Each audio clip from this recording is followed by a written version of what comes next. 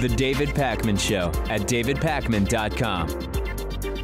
Welcome to the bonus show, following up on the police officer who claimed that she killed a Dallas man in his own apartment in the mistaken belief that he was in her home, has been indicted on a murder charge. We covered the story when it first happened, and we never really got an explanation as to why Amber Geiger believed that even though she was in a different person's apartment, that she was in her apartment and that a man had entered that apartment. In any case, she now has indeed been indicted on murder charges. And I don't know which direction this is ultimately going to go. I don't know whether her role as a police officer is going to be a factor in ultimately what the resolution is here. But it's going to be an uphill battle, I think, for her defense attorneys, Pat, unless there is something extraordinarily exculpatory that we simply haven't heard of yet. Yeah, I don't know if the murder charge will hold up because it's not like she set out to kill anyone. Obviously, it wasn't premeditated. I don't know if you could even make a heat of the moment case. I think eventually it'll get negotiated down to manslaughter. That's what it seems like to me. Like, she didn't show up to an apartment wanting to kill someone, but she may have legitimately thought that this person was in her home and her first thought was to kill him. So, you know, you can't get away with that. That is manslaughter, but it doesn't sound like murder to me. Yeah, I mean, I guess the question is, let's imagine that she just was on a different floor in the apartment that was like directly above or below her apartment, right? So the sort of layout of the floor is the same. Like, we're being charitable and assuming all these details. She walks in and she believes that this is her apartment and that there's a man in the apartment.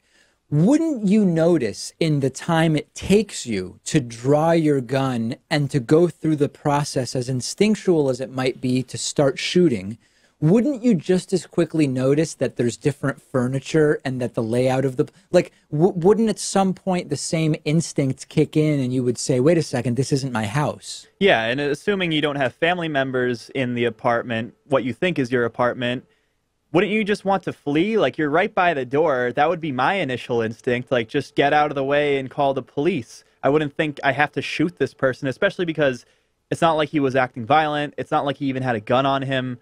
So why would your first thought be to shoot him? Well, she is the police, so maybe that's sure. why she doesn't leave and call the police, right? I mean, I think that that's a factor here, and it may be that could be used to the benefit of the prosecution or to the benefit of the defense. The prosecution could say, isn't the first rule that if you can retreat and call for backup rather than confronting a potential criminal by yourself, you do that? That would be how maybe the prosecution would frame it. The defense instead would say, this is a trained officer of the law whose instincts kicked in here, and thus she did what anybody would have done, right? I think both sides could potentially try to use that to their advantage. You know how we've talked about the NRA staying silent on black people killed by police officers as of late, even when they are law-abiding gun owners?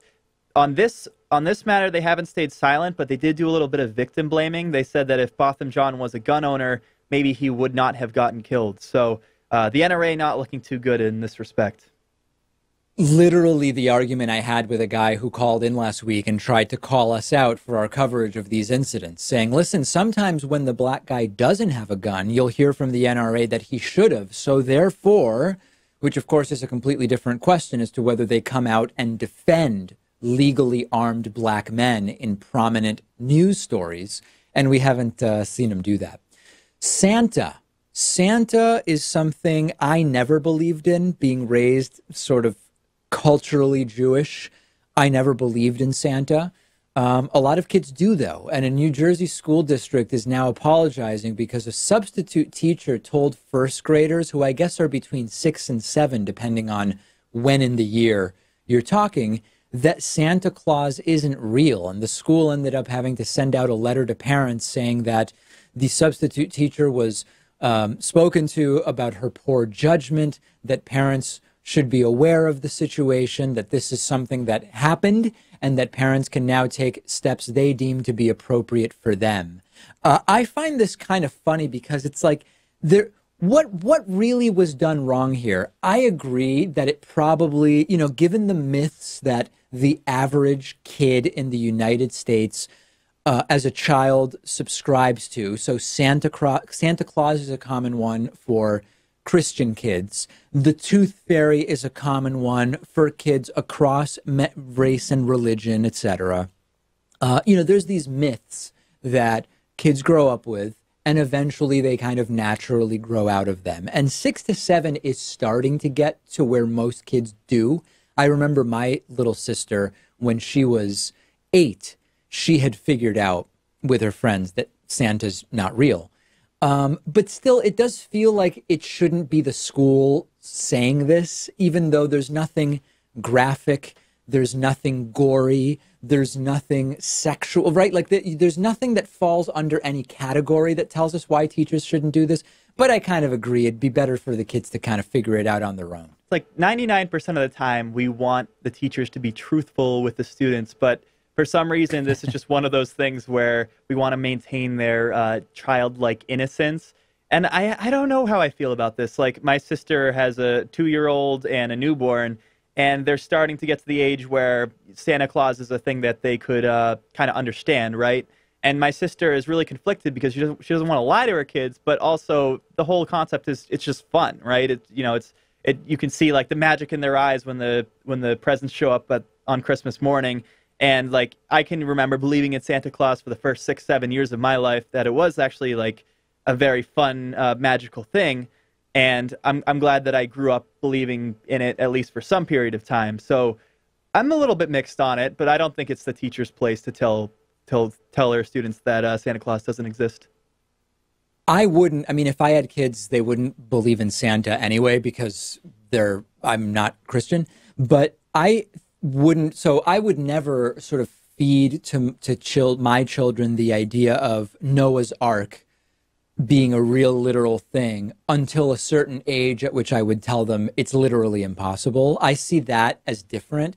Something like Santa is more of a fun thing. It's really not even, it's connected to a religious holiday, but it's not really, I mean, Santa's not from the Bible in that sense. So I find it much less offensive. I think that it's problematic to start indoctrinating children in literal religious belief at a young age. I see this as something different. So I found out that Santa Claus was indeed not real, I think at age 7, which is a little on the early side. Usually kids find out when they're 8, 9, sometimes as late as 10.